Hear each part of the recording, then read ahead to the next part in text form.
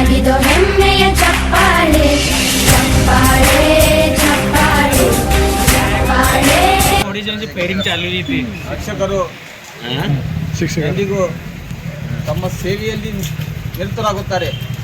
ಆದರೆ ನೈಜ ಜೀವನದಲ್ಲಿ ವಿದ್ಯಾರ್ಥಿಯರ ಮನಸ್ಸಿನಲ್ಲಿ ಎಂದಿಗೂ ನಿರತರಾಗುವುದಿಲ್ಲ. ಕಡೆ ನಿಟ್ಟರೆ ಕವಿಗಳೇ ನಿಮಗಿದು ಚಪ್ಪಾಳೆ.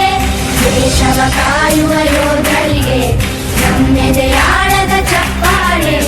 ಅನ್ನವ ನೀಡುತ್ತ ಸಲಹಿರುವ ನೇಗಿಲ ಯೋಧ